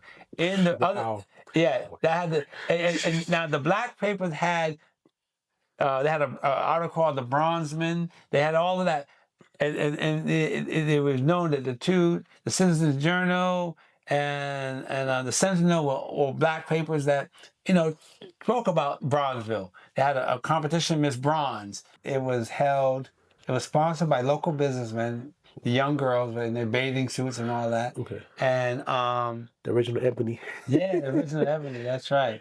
And it was held at the Maryland Pool. So they have a picture with them in the swimwear and all that kind of. And then when they had their first election, it was done at the Lincoln Theater. So all this was happening. People were organizing in Columbus to handle the situation. And so I tell the funny story that, when Jesse Jackson, who lived on 20th Street, finished the article about what was happening,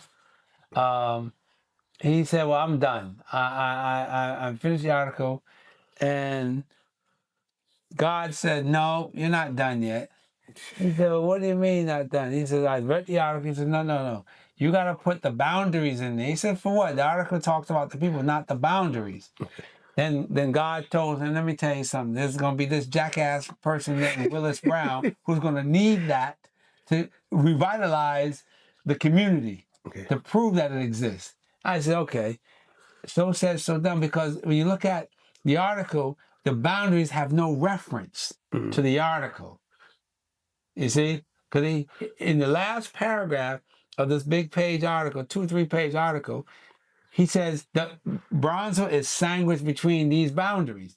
That information back in 1938, today, when I said Bronzeville existed, here in the white paper, it says here it is. Yeah. So it existed because he put that in there because there were people that were sent to discredit what we found. But you could not deny the fact that it existed. So the thing I'm thinking is, if they, I don't know if it's true, but like they're saying they wanted to remove some books, they can remove news articles. Like That's right. So, That's right. That's why we're looking.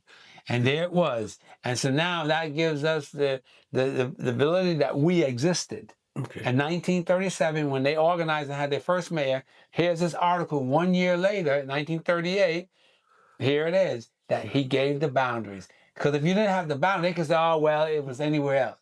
He specific, I told him that he was going to done it. And the God said, no. You got to, because that jackass Willis is coming. He's going to need something to save the history of Bronzeville. And that one article, that one piece of an article, that last paragraph is what sealed the fate. They couldn't deny it. Okay. And so that's what really was good when you did the research. That's what helped us to exist today. So 2 things. So what from wanting to see a clean neighborhood to taking the name back, like how did that come about? Like Because what it is that, yes, you can have the clean neighborhood, but one thing that matters, when you say the Near East Side is nothing, but when you know that a name exists, that gives you that you are human, you're equal, and you have value. See, the key, having a name, the history of you hear people talk about, the great Near East Side, but that was during the Bronzeville heyday, where back in that time in the 20s and 30s, they were building churches, hotels, residential, businesses, all these they were building with their own money because at that time the banks were not loaning them any money. So they had to build that on their own. The churches had sold dinners and they built part at one time, another part next, Centenary, Second Baptist, Shiloh, all these churches, Trinity, all the churches were built by the hands of black folks with their own money. So you see, it was significant that was during the Bronzeville era where money was moving through the neighborhood. People had businesses, all kind of stuff.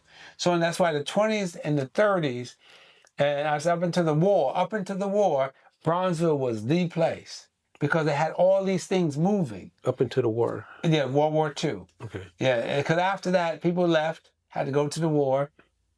And then when they came back, it changed again. It was still existing, but it changed because people had money. They were buying stuff. People were moving out to other neighborhoods and that kind of stuff. So this is where it got buried when people came back from the war. Okay. It was slowly doing this. So the war kind of, took it. But prior to the war, it was the place. And then after the war, it was the place for a while, but it was just the Near East Side. The name Bronzeville kind of faded. Okay. And they didn't have the elections anymore. But that history, you can't erase it. But it's a name that we didn't name. It was a name that was part of a legacy of a community becoming self-reliant on its skills within its community boundaries. And if you don't want us to associate with you, that's fine. We'll do it on our own. And that's what that represents, the strength. Like I said, the name Bronzeville itself, it means the strength. That bronze is much stronger than any one of those other ones by themselves. And now here's another point.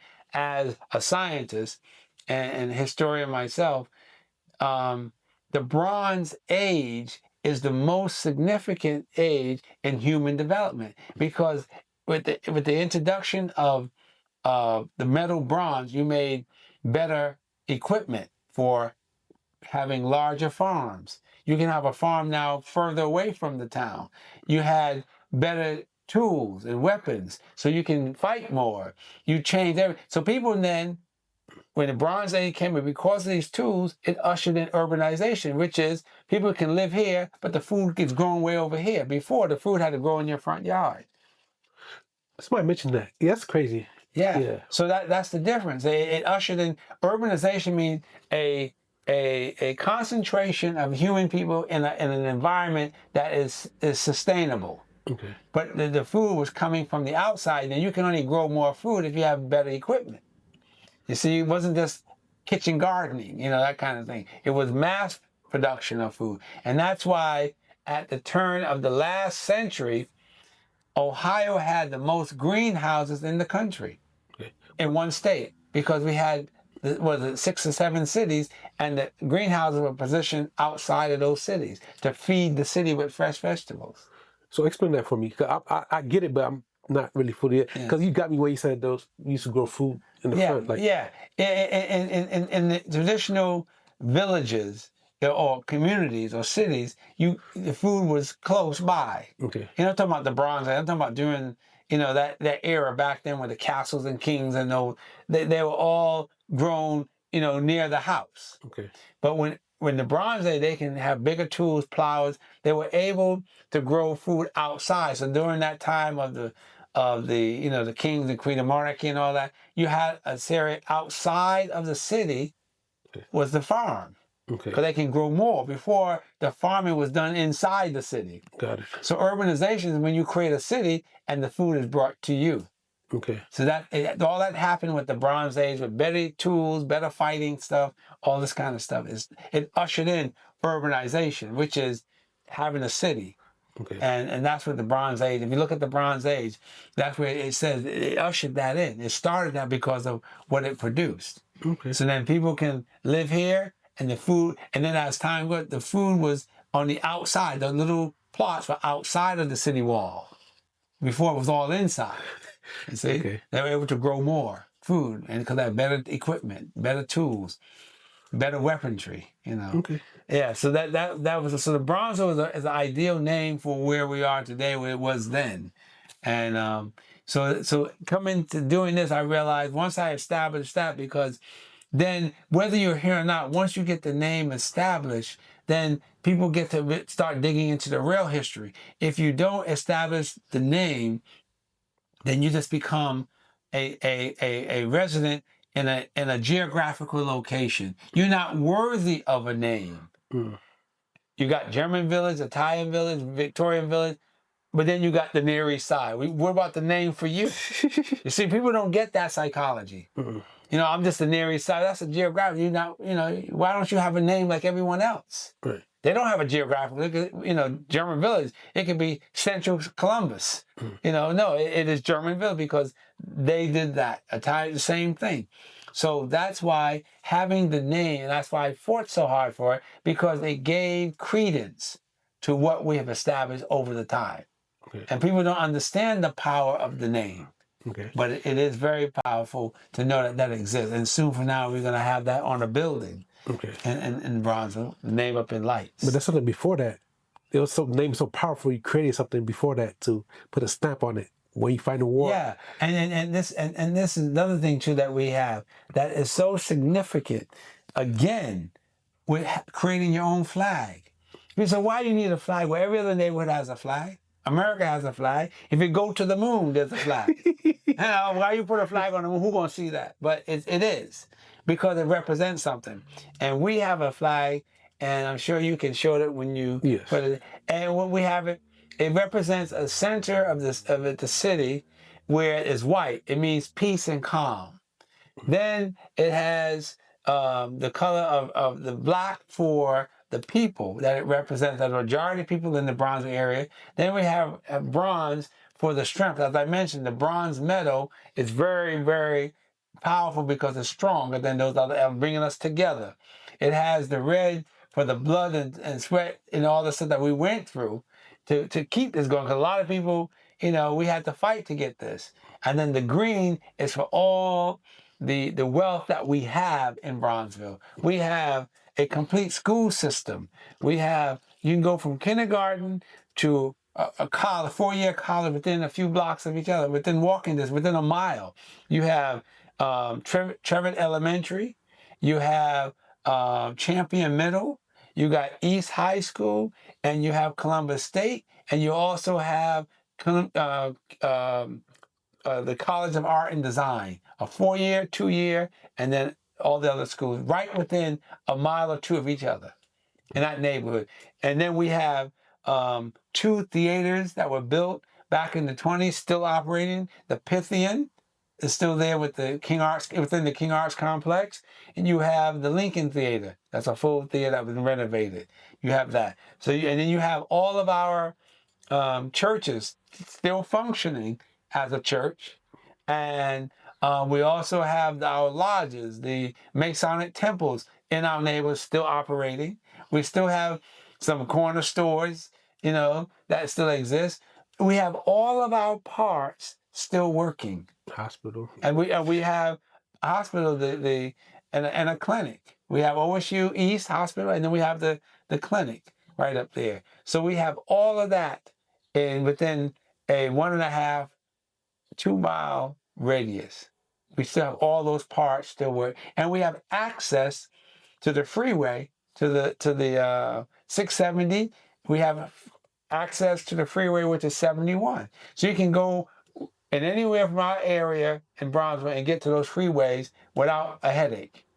And you can access things there. Not many communities have that. So we have 2 entrances to 2 freeways that can take us anywhere in this country. And that makes the area very important for future development. And that's what's happening now. We have future development going on with the removal of the Sawyer Towers, which is a $200 million project. And they're tearing that down now to start that. And we have other projects coming, infill housing. And so the neighborhood is moving forward. Okay. Moving forward. Okay. So you said the word. So basically I want to say is the voting rights and community empowerment have to improve or something change, because first is the fight for the name, but now about the voting and... Yeah, what we try to also input people to be conscious of the flag, the name, and the location. That if you want change, you have to get involved in the government. You have to vote. You have to be conscious that you want something to change. We have to begin. All what was done under working with myself and others was to be proactive. See, we are accustomed reacting to things. This way, you can start being proactive and saying, this is what I want the neighborhood to be. This is what I want it to do.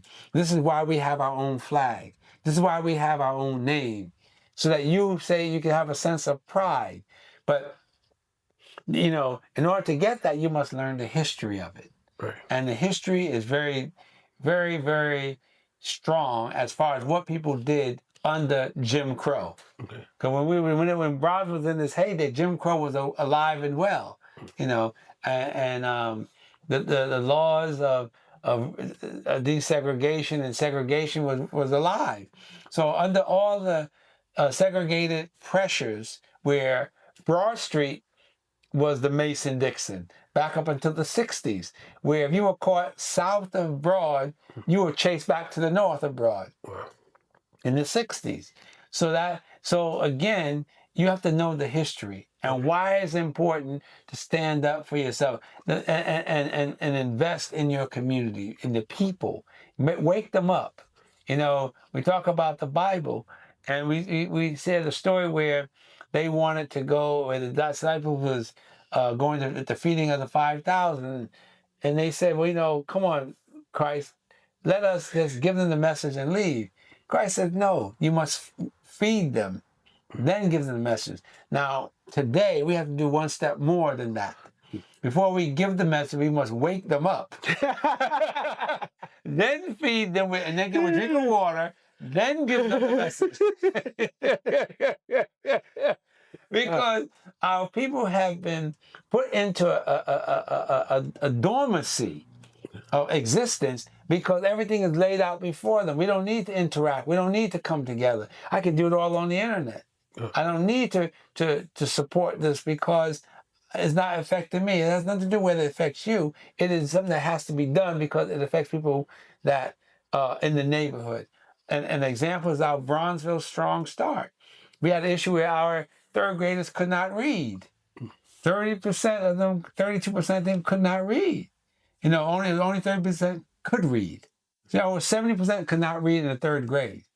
So instead of complaining, we did something about it. We have a Strong Start where we worked for the last 2 years, and we have several individuals now who now are capable of reading in the third grade. And we have a summer program with over 100 kids being prepared so that they don't forget their work when they come to school after Labor Day or August when they go back to school. So we're taking action in Bronzeville because that's what it needs to happen. You can't just talk about it and not, do it. Right. So we're saying there's a problem, we're going to fix it. Okay. So my question to you is, what do you wish for outsiders of Bronzeville? Yeah, you pretty much said, like, what do you wish for outsiders of Bronzeville to know, to understand? First thing, I want people to understand that Bronzeville has a history, to respect that. What you see today was not what you're going to see tomorrow. And if you want to be, Bronzeville is not for everyone. It's only for those who want to be a part of something great. Okay. See, Bronzeville is not for everyone, but it's only for those who want to be a part of something great. So you already set the tone that you're great. Okay. So I want people to understand and respect that. Then the issue comes into gentrification. And say, oh my God, white people are moving in and putting us out. I said yes. In some neighborhoods, that has happened. But in Bronzeville, we keep a good tight thing on that. All the new housing that's coming to Bronzeville is on empty land. No one has been put out yet. And I say that as a scientist.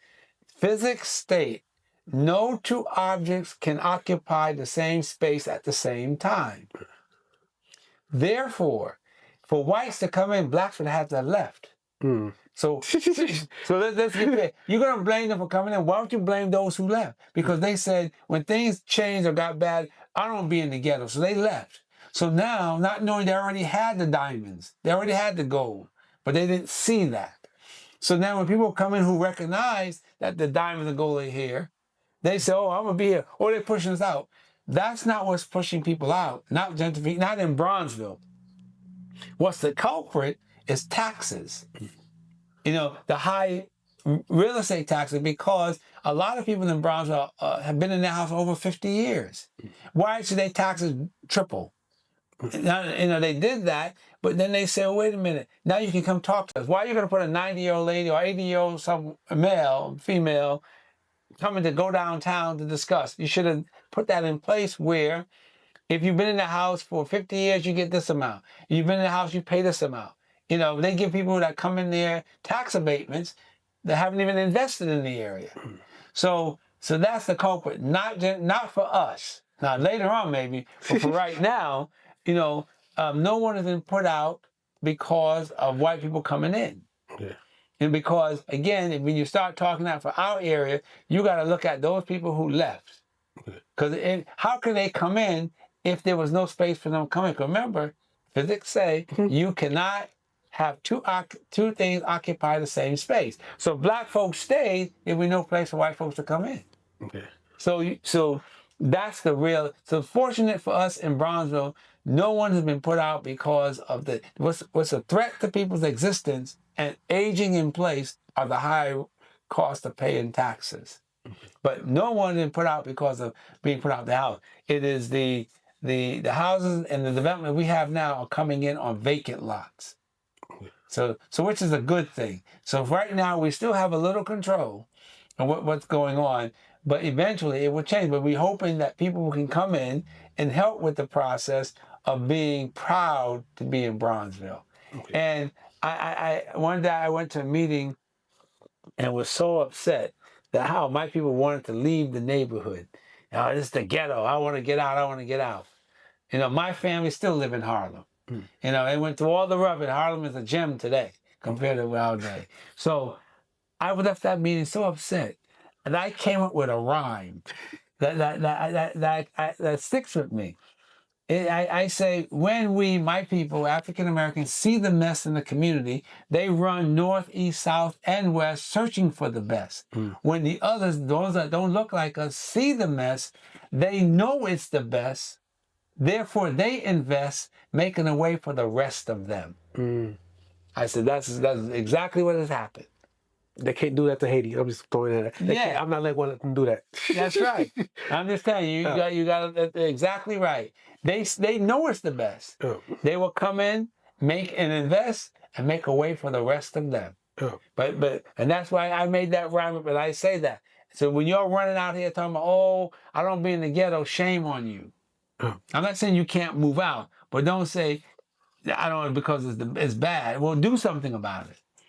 And I said that years ago when housing and so forth was affordable.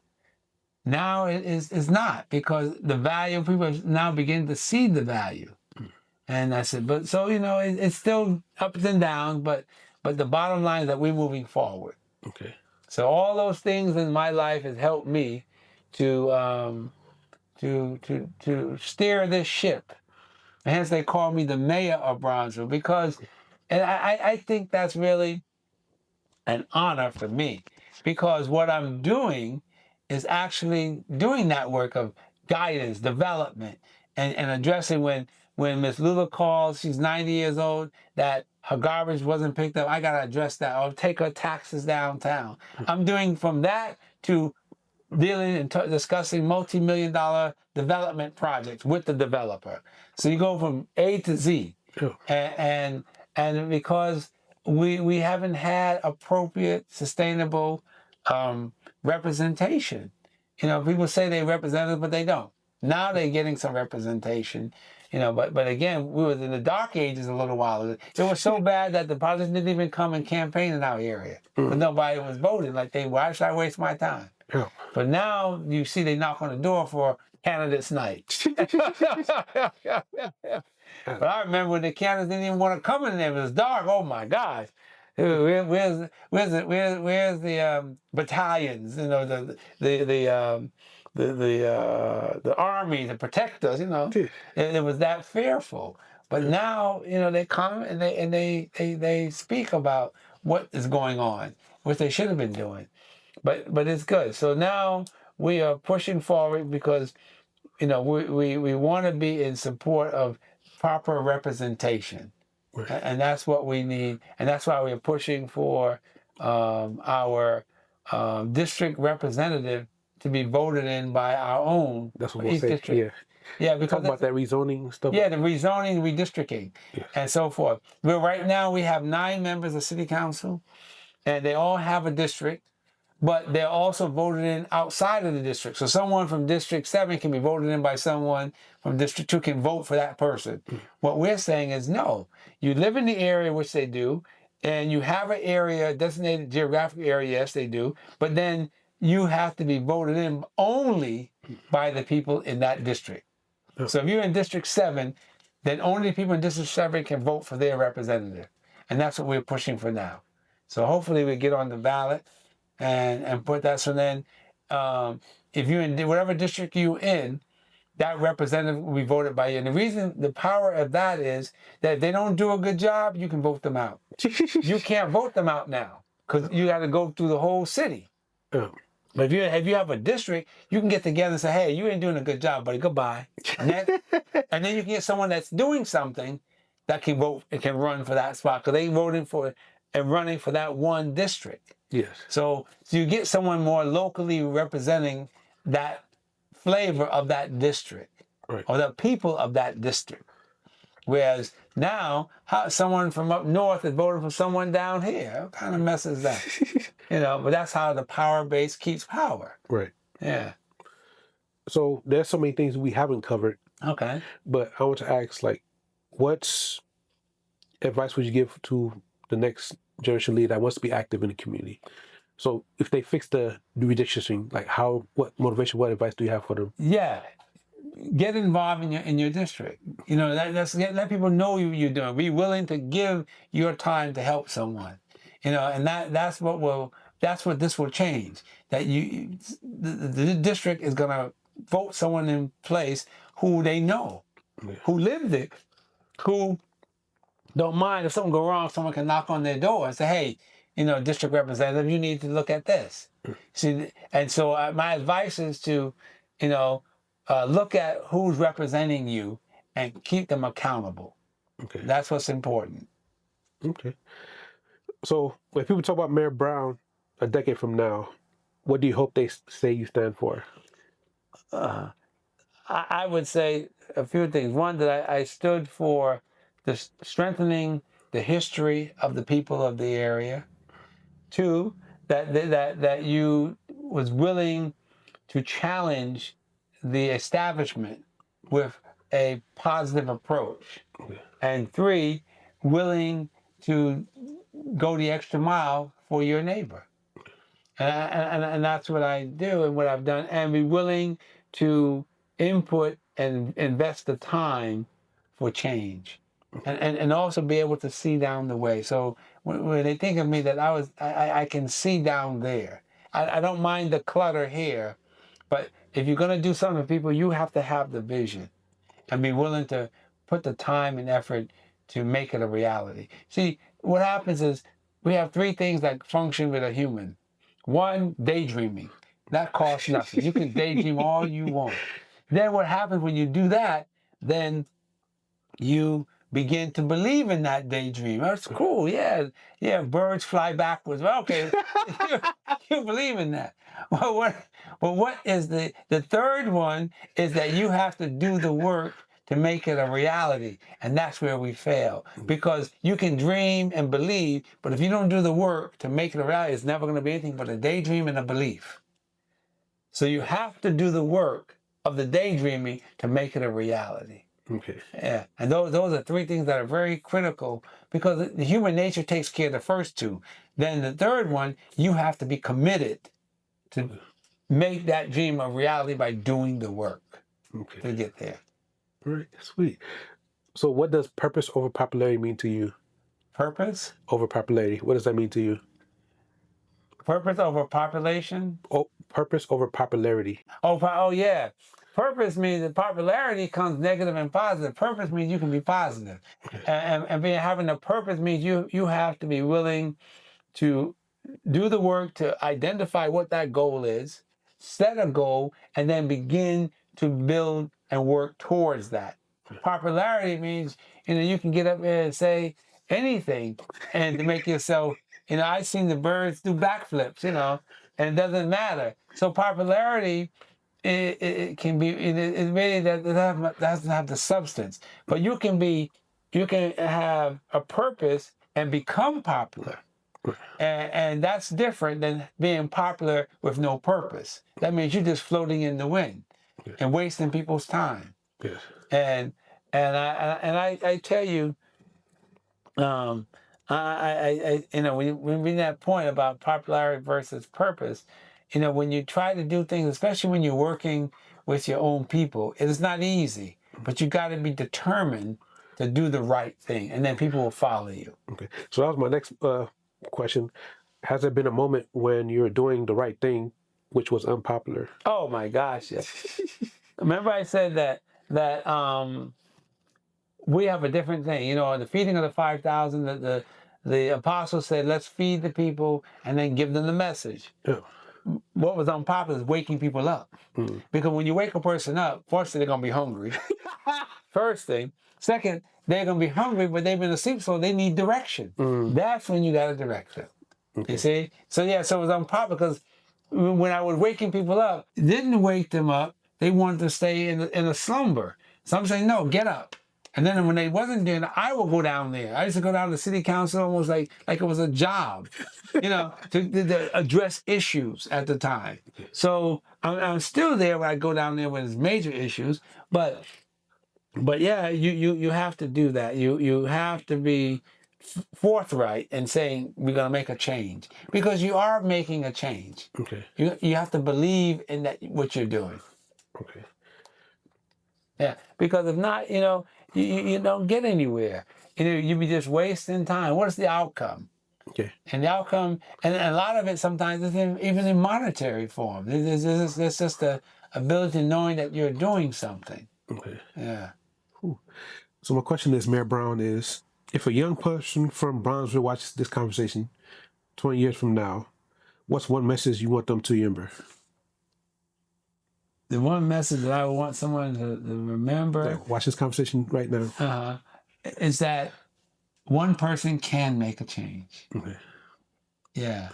One, because that I mean, one, you not that you're doing it all yourself. It is that one person is the catalyst. Okay. You know, one anthropologist said years ago that if you ever think what one person can do to change the world, that's the only thing that's ever changed the world. Is one person. Oh. I mean, for example, look at the mess we in there with this Trump. You know, one person made a mess. You know, see, one person can, and then you go on the other side. Look what one person did, like Muhammad Ali being a spokesman. You know, Malcolm X. You know, Martin Luther King, Kwame Ture, Stokely Carmichael. Oh, I mean, other people can make a difference. So yeah, I would say one message. Yeah, one person can and has only demonstrated that they can make a difference. But you got to be committed and dedicated to the effort to make that difference and believe in the vision and do the work to make it a reality. All right. Sweet. It's not the last time. We have to definitely do a part 2. But in closing, I want you to know, how can people reach out to you, and what are you working on right now? They can reach out to me through the Bronzeville Neighborhood Association's website. You can send a message there, and and what am I working on now is the big project in the neighborhood is the removal of the Sawyer Tower and the rebuilding of a new community within Bronzeville, which at this stage of the game is $200 million, and trying to get our people engaged in the construction aspect of rebuilding those buildings. Okay. And that's going to take about a year, but we need to start putting together people to do the work when they start to build. Right now they're demoing, but next year, a year from now, they're going to be rebuilding. We need to have people ready to get some of that $200 million. And I'm also trying to negotiate that if some people qualify that they get an apartment. Okay. So you're trying to make it holistic. You're handling housing and education and job opportunity in one project. And then that can be the foundation for others to follow that pattern. So we're working on that. All right. Cool. So when is the Bronzeville Neighborhood Association meetings? Like how can people meet? Yeah, it's the second Saturday of every month except August. Our next meeting is July 11th at 3 o'clock at Bethany Presbyterian Church at 206 North Garfield Avenue, 43203 in Bronzeville. Okay. All right. Is there anything that I missed that you would like to reveal? I think this is a good thing, and more people should get involved. We have things that's going on. So staying conscious and involved allows you to think outside of what you read with AI. AI is okay, but you have to see things outside of that. Correct. Yeah, and that's also an important feature or function that we as a human have to do. Okay. Yeah. So yeah, it's so much we gotta talk about, because we gotta talk about the AI. We have to talk about the intel. Like if they're taking the land, like so many things we haven't uncovered. So well, yeah. Are you happy with all it was? Yes. Yeah, I think we hit pretty much all. It was out of a sequence, but it all came back together. Yes, sir. Yeah, you got to know who you are, but now we have to talk about what's going on in the world. Yeah, we can do that anytime. But but it's good. Yes, thank you for coming on. Yeah. Appreciate you. Appreciate you too, man. Who would think from that bus ride?